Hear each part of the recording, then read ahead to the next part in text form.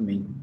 Ah, bom, a proposta hoje é falarmos a respeito de como somos úteis, né, e no serviço do reino. E dentro de uma mensagem que me impacta muito, que fala sobre a parábola dos talentos e, na prática, como nós aplicamos ela, acho que seria interessante a gente discutir esses assuntos e colocar em pauta também como hoje nós servimos, né, com esses talentos e com essa responsabilidade que nos foi dada, monetária, de serviço, de cuidado, em prol dos interesses do reino, né? Como mordomos e não como usuários daquilo que recebemos e às vezes achamos que é tudo nosso. Na verdade, nós não temos nada.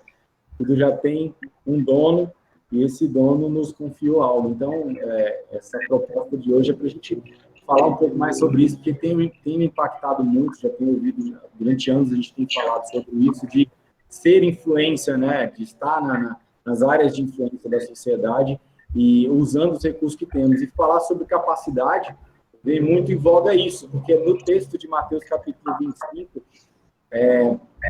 quando fala na parábola dos talentos, ele traz exatamente, no versículo 15, exatamente isso, né? Ele deu 5 para um, 2 para outro e 1 para outro, segundo a sua capacidade. E em seguida partiu, ou seja, confiou aos seus servos uma responsabilidade.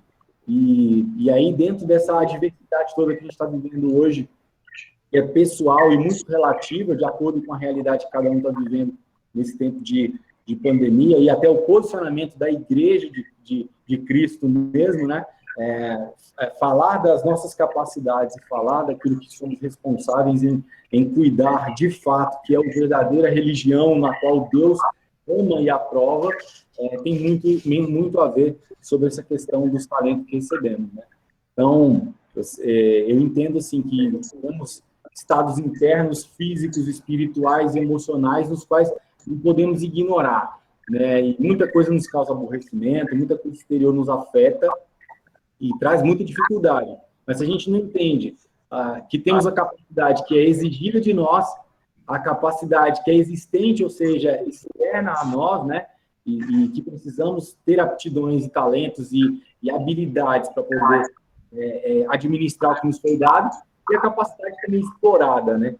E é aquilo que está fora o nosso controle, mas que essa diversidade vem. Se não temos capacidade de administrá-la, de colocar segundo os padrões bíblicos, os padrões que Jesus nos deu a respeito de responsabilidade, no final das contas, vamos, por medo, ser chamados de servo inútil. Eu acho que eu tenho muito medo, não tenho medo nenhum na vida, a não ser de ser chamado de um servo inútil quando eu encontrar com ele. Então, acho que eu abro dessa maneira e queria deixar que vocês explorem. Acho que, se quiser ler o texto, acho que também, não sei se é interessante, mas podemos discutir em cima dele também. Eu acho que a leitura do texto vai ajudar bastante, claro. Mateus 25, versículo 14 em diante, porque isso é também como um homem que...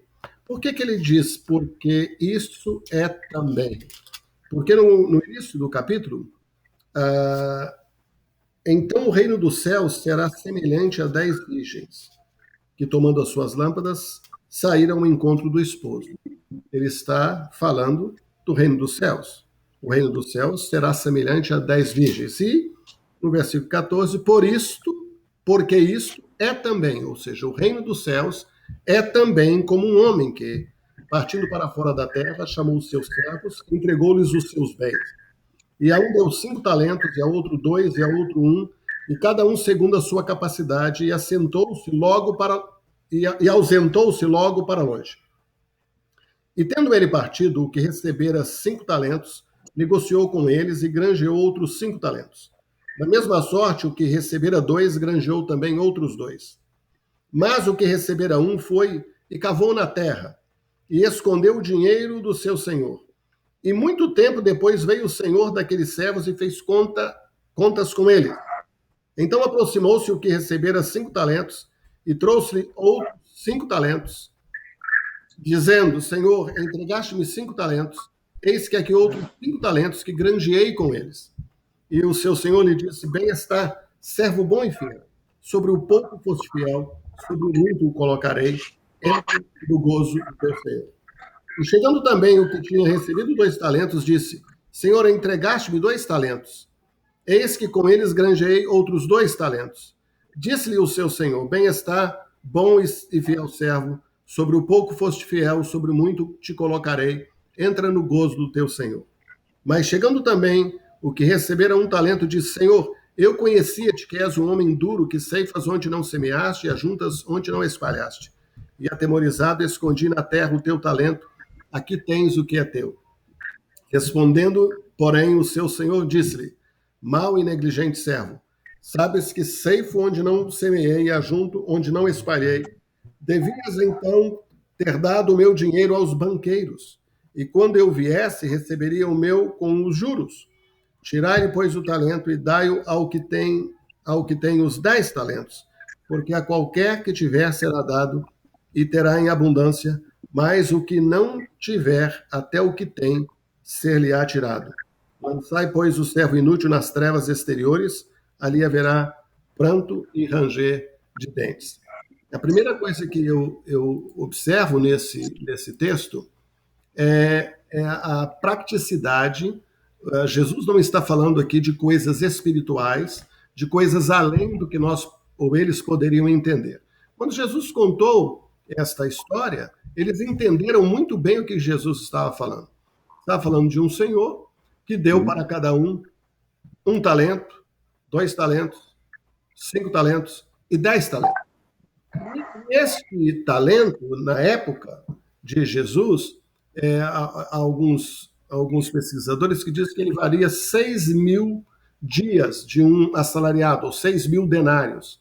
Eram 6.000 dias de uma pessoa que trabalhava a diária. Se você imaginar o valor disso, de uma pessoa que ganhava 1 denário, ou trazer isso para hoje, dependendo do tipo de business, de negócio que a pessoa tem, não é? 1 talento valia em torno, vamos dizer, de $400.000. 1 talento. Baseado, e esse talento foi dado baseado na sua identidade, na sua capacidade, na sua habilidade. 5 talentos valeriam, então, mais ou menos 2 milhões de milhões.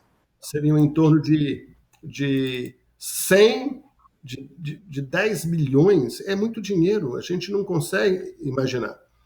Há 2 coisas, irmãos Tarcísio, que nós precisamos desvencilhar, ficar livre, é da espiritualização da Bíblia. A Bíblia não é um livro religioso. A Bíblia não é um livro, não pode ser um livro para você usar na igreja.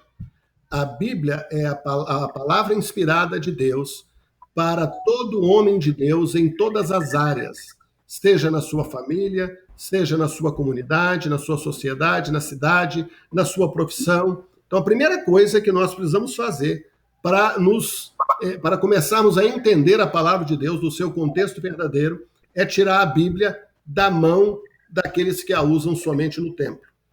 E isto você vê em Jesus, nos evangelhos, desde o início, quando é anunciado o seu nascimento, o seu nascimento é anunciado dentro do seio praticamente de 2 famílias, a família de Zacarias, de onde o seu primo João Batista veio, e também na casa de José e Maria, e depois você vê os 2 envolvidos na sociedade, envolvidos na criação do seu filho. Você vê eles indo 1 vez por ano ao templo, é interessante, e Maria foi lá para adorar. Quando você vai tirando esse background, essa coisa de que a Bíblia é um livro espiritual, é um livro bíblico, é um livro religioso, isso muda tudo na sua vida, e você vai começar a ver os evangelhos com a praticidade daquilo que nós precisamos entender e que Jesus quer. O reino de Deus não tem a ver com a igreja, nem com a igreja institucional, nem com a igreja corpo de Cristo. O reino de Deus é maior do que a igreja, o reino de Deus é maior do que o universo. O reino de Deus está preparado antes da fundação do mundo. E é esta mensagem do reino que João prega, que Jesus prega, que os apóstolos pregam: arrependei-vos, porque é chegado o reino de Deus. Ele está dizendo assim, muda a sua mentalidade. Ele falava essencialmente para o povo judeu, que era um povo essencialmente religioso. Totalmente religioso. E ele falava para um povo que vivia em função do templo, em função das práticas ritualísticas que abrigavam toda a sua vida. Na comida, na alimentação, como ele andava, como ele se vestia, como ele se portava, tudo era em função da religião. E de repente, João, que era filho de um sacerdote, diz assim, arrependei-vos, porque é chegado o reino de Deus. Mude de pensamento. Não é do jeito que vocês estão pensando. E aí você vai encontrar João não mais em Jerusalém. Jerusalém era o lugar da corrupção. Jerusalém era o lugar da venda. Era dos vendilhões do templo. Jerusalém era um lugar político. E João, então, ele não aparece em Jerusalém como seu pai, Zacarias. Você vai encontrá-lo lá no deserto, lá em cima. Em todas as partes do Jordão, na Galiléia dos gentios. E esse homem vem trazendo esta mensagem de arrependimento. Aí você lê no Evangelho de Lucas, ele vai falar do soldo do policial, como é que ele tinha que fazer para se contentar com o seu soldo, aquele que tem uma capa, tem duas. Você vai ver no Evangelho de Mateus, 5, 6 e 7, o que nós chamamos do Sermão do Monte, coisas práticas. No Sermão do Monte não tem nada relacionado com o templo. A única coisa relacionada com o templo lá tem a ver com dinheiro. Que ele diz, se você for levar a sua oferta no altar, e o altar era só em Jerusalém, você tem que ir reconciliar com seu irmão primeiro. Fora disso, a própria oração, que a gente chama oração do Pai Nosso, ela não tem nada a ver com o templo, com a religião, com o judaísmo, com o cristianismo, que veio muitos anos depois. Ela tem a ver com a sua vida diária. Então, quando você pega esta palavra de Mateus 25, você vai ver esta palavra em função do reino dos céus. O reino dos céus é semelhante a um homem que resolveu dar talentos aos seus servos e espera que eles ganhem, que eles comercializem e eles multipliquem esse dinheiro. Então, talento não é habilidade espiritual, talento ali não é capacidade humana. Não adianta espiritualizar, filosofar. Ele está falando de grana, de mufunfa, de dinheiro.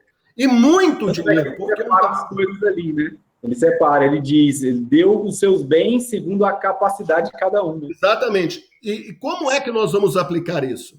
Nós vamos aplicar isso de uma forma bem rápida. Deus deu a cada um, seja crente, seja ímpio, seja salvo ou seja perdido, seja santo ou seja ímpio. Ali são homens iguais, não se fala do background espiritual deles, dizem que eles são homens que têm talentos. Então, esses talentos, que eram um bem material, ele é dado de acordo com a capacidade de cada um. Ao doutor Vanderlei, meu primo, Deus deu o talento da medicina. Ao Tarcísio, ele deu o talento do marketing digital. A Zila, ele deu o talento do serviço, da ajuda ao pobre. Ao doutor Glauson, que é cientista, e está conosco também, e outros, que deu um talento. E esse talento é dado de acordo com a capacidade de cada um. E agora você vai trabalhar com isso. Isso não tem nada a ver com oração, não. Se você orar, ou se você orou, se você não orou, o dinheiro que você tem, entenda bem, você trabalha 8 horas. Você trabalhou ganhando $100 a hora. Você conhece a Jesus, você ora, você acredita que Deus está te abençoando com o trabalho ele te deu, é uma dádiva dele, mas o ímpio, o ateu, ele não quer nem saber. Se ele não levantou de manhã, ele não orou, ele não foi trabalhar naquele dia, ele não está pensando em fazer bem para ninguém. É um talento também que ele recebeu, de acordo com a capacidade de cada um. Quando nós olhamos isso, nós temos que ver que esse texto está entre a parábola das 10 virgens, que aponta para a vinda de Jesus, de prestação de contas, mas também está entre a parábola que nós chamamos parábola, que não é uma história dos 10 talentos, está dentro do contexto, antes do contexto, quando Jesus, o Filho do Homem, vem, as nações vão se apresentar diante dele, não são homens, indivíduos. Quem vai aparecer diante do trono de Jesus, ali no texto de Mateus, não são indivíduos, são nações inteiras, e estas nações inteiras vão prestar contas para Jesus. Como é que eles vão prestar contas? Eles vão prestar contas não é porque oraram, não é porque frequentavam igreja, não é porque eles faziam orações, não é porque eles cantavam no coral, não é porque eles eram membros de igrejas. Eles vão prestar contas na seguinte base: tive fome e me deste de comer. Tive sede e me deste de beber. Estava nu e me cobriste. Estava enfermo e visitastes. Estava preso e fostes ver-me. Ele está falando de coisas muito práticas. Então você tem o reino de Deus é comparado às 10 virgens prudentes e às insensatas, que o povo hoje transformou num emaranhado de escatologia, que as virgens, que eu nem vou tocar nisso, mas você tem a parábola, você tem a parábola dos 10 talentos, que nós chamamos de parábola. O texto não diz que é uma parábola, o texto diz apenas que, porque isso é também como um homem. Essa parábola é a interpretação nossa, ele está contando uma história. E esta história é o que está acontecendo agora e que vai acontecer até o dia em que Jesus vem. Ele tem dado talentos, tem dado recursos, e o que eu e você temos feito com esse recurso? No Decol, eu vou terminar com isso. Nós levamos para o Brasil em 2002 uma mensagem que era para que os meninos eles fossem preparados não só para orar, participar de vigília, consagrar sua vida, mas eles fossem preparados cientificamente, academicamente, fossem preparados pelos seus pais como homens, para ser homens de verdade, de caráter, e para que eles pudessem atuar na sociedade. Orar e pregar no templo é tão espiritual quanto o doutor Vanderlei quando atende um paciente. É tão espiritual o doutor Galson quando ele está fazendo as suas pesquisas na área da física, na área da ciência médica, na área da ciência nuclear, seja como for, ele ali também está fazendo um trabalho espiritual, um ato espiritual. Ficou muito claro nas Escrituras, lendo em Mateus 25, lendo Isaías 58, que o que vai contar, afinal de contas, é o que nós fizemos com o talento que Deus nos deu de bem para os nossos filhos. Se meu filho me perguntasse hoje, pai, eu quero entrar no seminário, vamos dizer que ele tem aí 17, 18 anos de idade. Eu quero entrar no seminário porque eu quero estudar a Bíblia, eu quero pregar o Evangelho. O que o senhor me diz? Eu vou dizer que esse não é a voz de Deus para você. A voz de Deus é que você vá para uma faculdade, se preparar, aprender a ganhar dinheiro. Mas que coisa mais carnal é essa? Você está falando para o seu filho que ele não deve estudar a Bíblia? Não é isso. Eu estou falando que ele deve se preparar para a vida. Ele deve se preparar para enfrentar a batalha do dia a dia na vida. E ele deve aprender a ganhar dinheiro. Sabe para quê? Para poder ele autossustentar-se e sustentar aqueles que foram ou que estão fazendo o seu trabalho no mundo e que não podem. Eu não posso falar para os meus meninos em Burundi, lá, aqueles meninos são centenas, milhares deles, para fazerem isso, porque eles trabalham lá para ganhar o alimento do dia a dia. Mas o meu investimento, o nosso investimento em relação a eles, meu querido, o nosso investimento em relação a eles é pagar a faculdade para ele fazer enfermaria, é pagar a faculdade para ele fazer administração, é ajudá-lo a se formar em medicina, porque estas pessoas cheias do Espírito Santo são aquelas que receberam talentos, dinheiro, e elas estão, então, granjeando outros talentos, outros recursos, para que eles possam fazer exatamente aquilo que Jesus disse. O que Jesus disse? Tive fome, me deste de comer. Como é que você vai dar de comer se você não tem para você? Tive sede, me deste de beber. Como é que você vai cumprir isso que ele falou se você não tem para você? O meu mentor, o grande mentor da minha vida, Wilson Regis, ele dizia o seguinte: Josimar, bom homem, o homem só tem um problema. O homem só tem um problema. Qual é o problema, professor Regis? É o seu sustento. Se ele resolver o problema do seu sustento, ele resolve tudo. E é verdade. Se você tem o seu sustento, se você chegou no final do mês, tem o dinheiro para pagar suas contas que venceram, sabe o que vai acontecer? A sua esposa vai ficar alegre, ela não vai ficar chateada. Você não vai ficar preocupado. Uma pessoa que está devendo, como é que ele vai orar? Como é que ele vai buscar a Deus?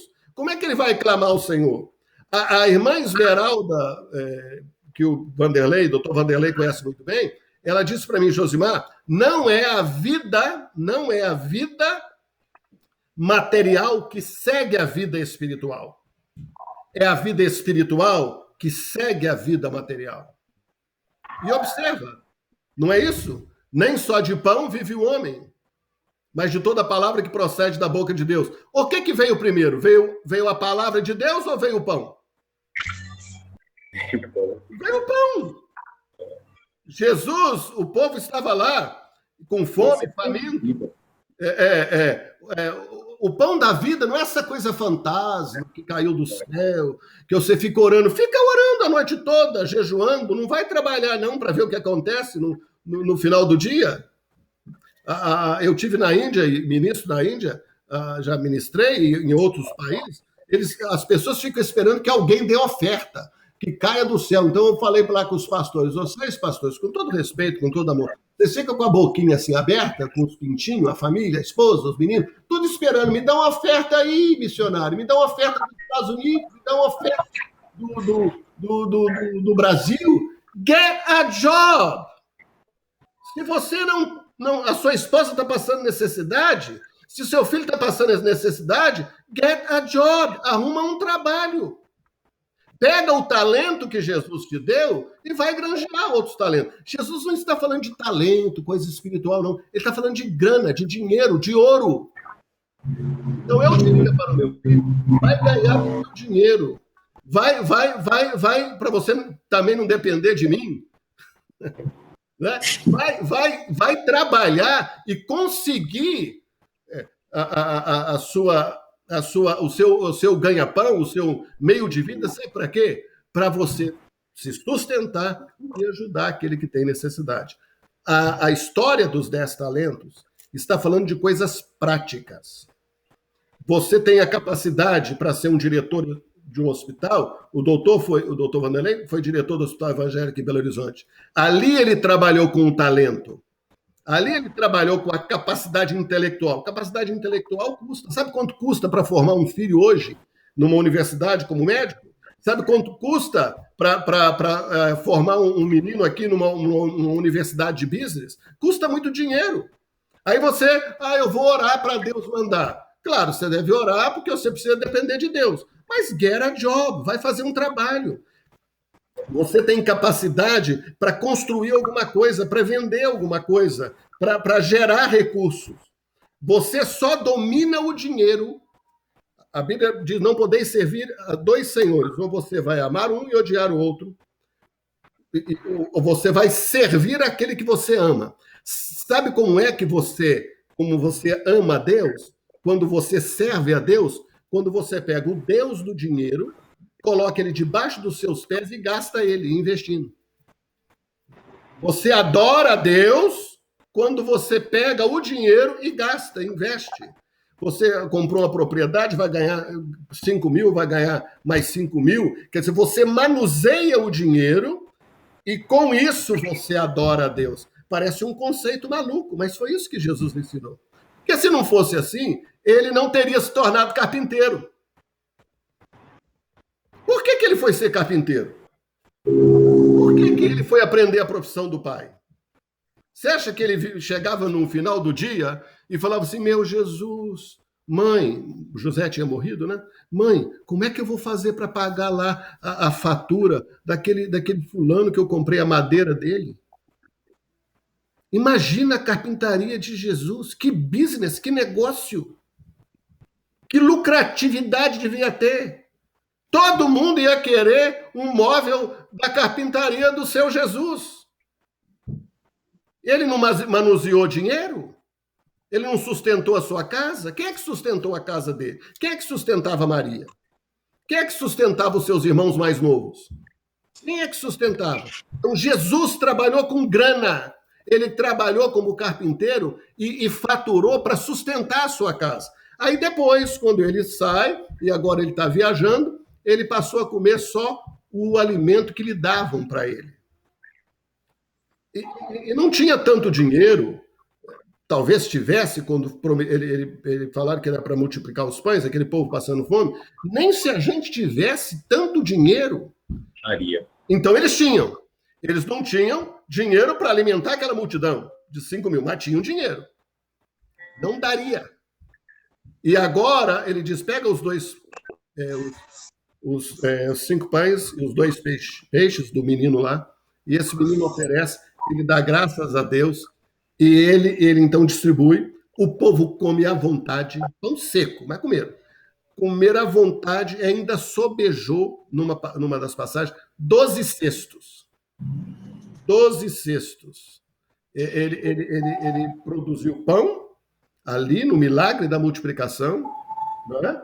Mas esse milagre da multiplicação, ele pode ocorrer na sua vida. Quando você pega o pouquinho que você tem e você investe no seu filho, você investe na sua filha, você investe na sua casa.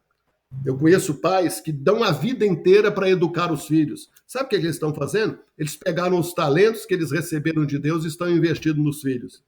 E os filhos se tornam homens melhores e mais poderosos do que eles. Verdade. É interessante porque o texto ele atribui ao reino, né? É o reino. E aí, entendendo hoje quem se considera do reino, com essa responsabilidade, eu não quero entrar no assunto o que fulano faz ou deixa de fazer, mas a relevância do que se faz hoje, do que se tem hoje com responsabilidade, aí você falou de uma coisa muito interessante, o texto sempre fala da prestação de contas, né?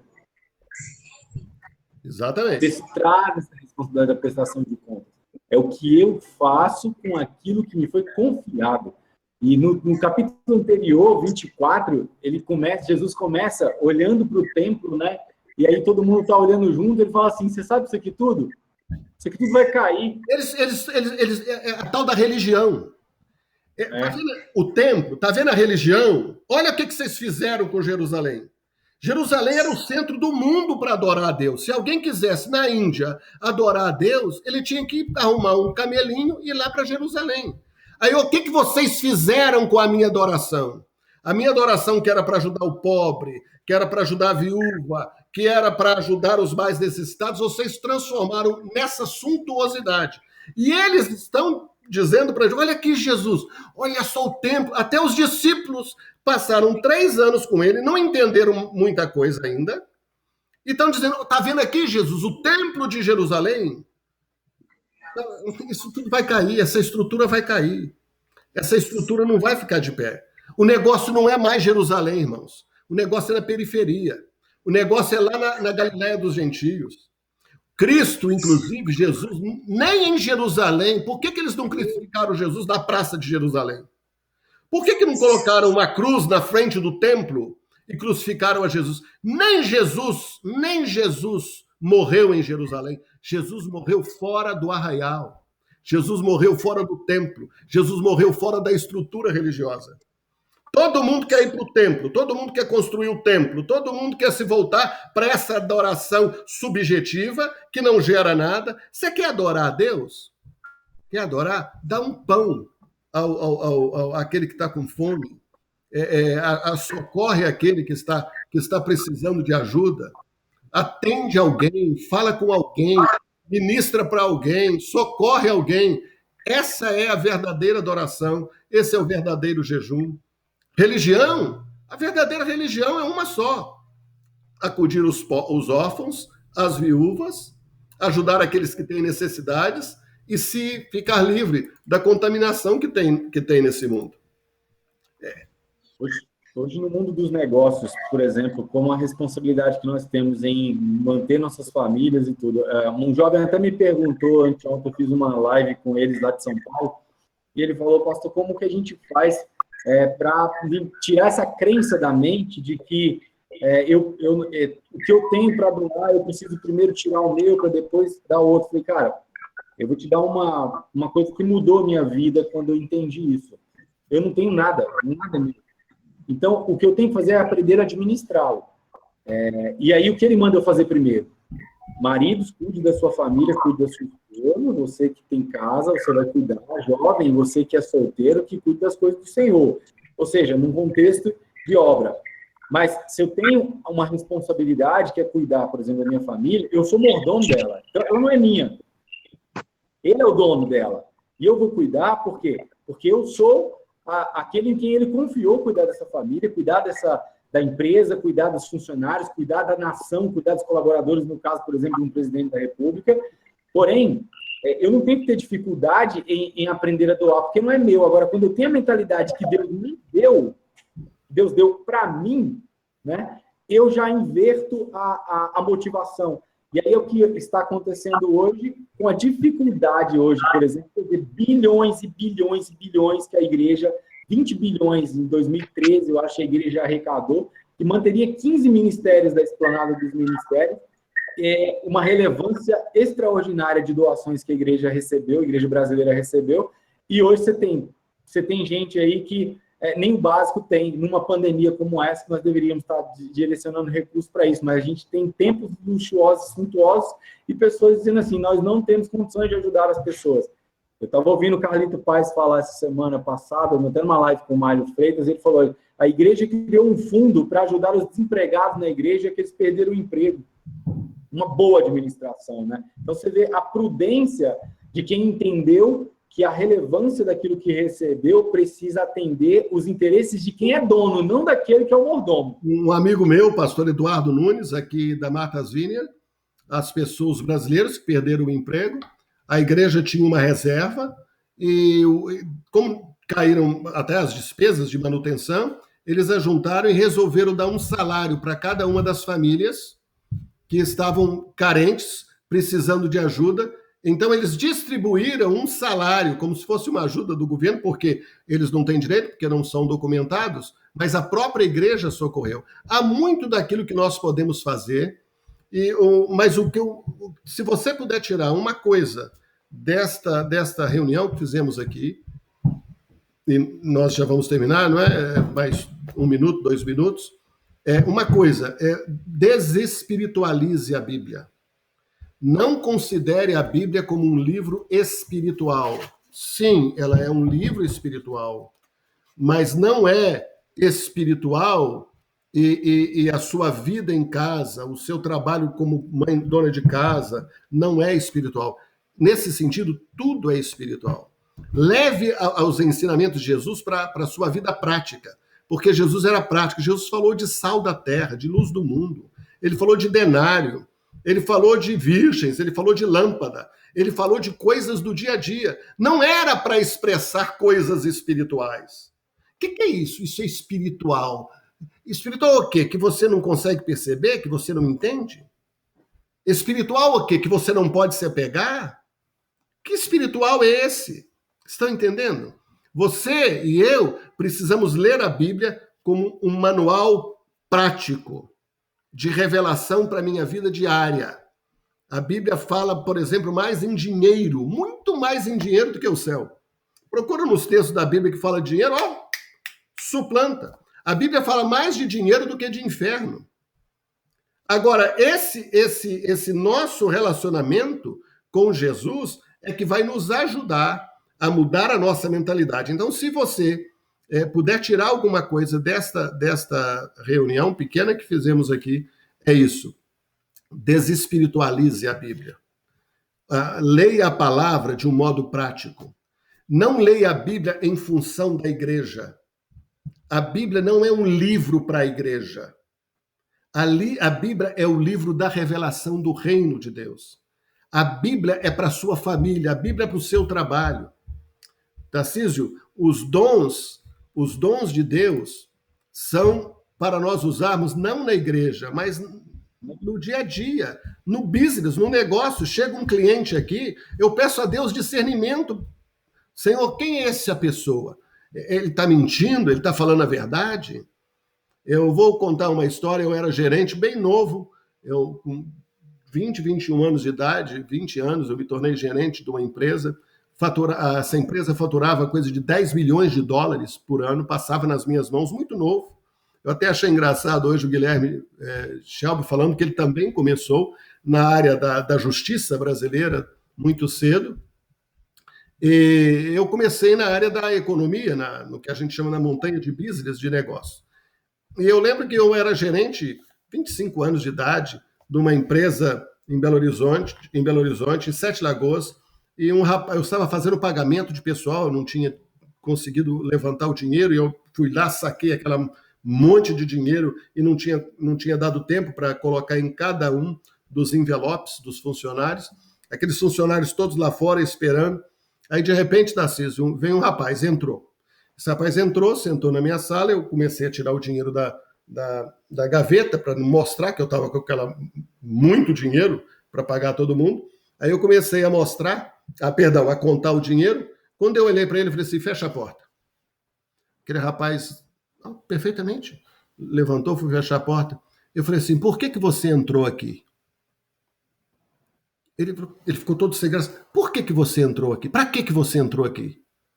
Você entrou aqui para me bater. Esse homem arregalou o olho. Se você entrou aqui, eu pequenininho, magrinho, você entrou aqui para me bater. O que aconteceu? Por que você vai fazer isso comigo? Você não é homem, loucura, né? Você não é homem para me bater. Eu levantei assim na mesa, no meio da mesa, bate aqui na minha cara para ver se você é homem. Aí já era o Espírito Santo, né? Porque se não fosse, eu estava enrolado. Bate aqui na minha cara. Que isso, Josimar? Que isso, seu Josimar? Aí eu contei para ele, falei, meu filho, você entrou aqui para me bater e tem mais. Você é tão covarde que você foi lá no boteco do fulano, que tinha um boteco lá, encheu de cachaça para vir aqui. E você está com uma faca guardada aí na sua bolsa para me esfaquear. Ele ficou horrorizado. Que dom que é esse? É o dom da revelação, é o dom do discernimento funcionando no mercado de trabalho ali, na empresa. E eu comecei a conversar com ele, ele contou a história que ele tinha ouvido falar que eu tinha mandado despedi-lo, e não era verdade.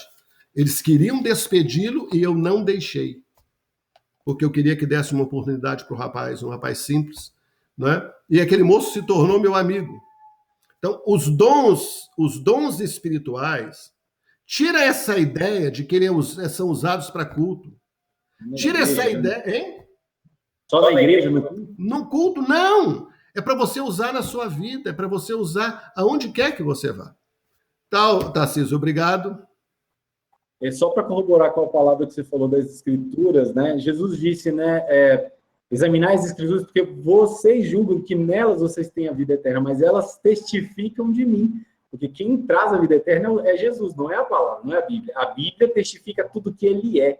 Né? Então, ontem eu estava falando isso com o irmão, eu estava no monte ontem com o irmão. E a Bíblia não pode testificar de alguém que você não conhece. Isso. Então, a Bíblia só testifica de Jesus para você se você o conhece primeiro. Se você não conhece Jesus, a Bíblia é mais um livro. Porque é possível conhecer Jesus sem a Bíblia? Abraão não tinha Bíblia, Moisés não tinha Bíblia, Jacó não tinha Bíblia, 85% dos irmãos do Novo Testamento eram analfabetos, eles não tinham a Bíblia, mas eles conheciam a Jesus. Então, quando se lia as Escrituras testificavam de alguém que eles tinham um relacionamento, que eles conheciam, que eles sabiam que era amoroso. Alguém que havia socorrido eles de manhã, quando ele levantou de manhã e não tinha o que fazer naquele dia, Jesus foi ao encontro deles. É esta vida com Jesus, irmãos, que nós precisamos experimentar. Independente do templo, independente da religião, independente, porque é preciso conhecer Jesus. Em Jerusalém não se conhece a Jesus. Quem vai para Jerusalém não conhece Jesus. Quem vai para Jerusalém vai encontrar os vendilhões do templo, vai encontrar a religião organizada.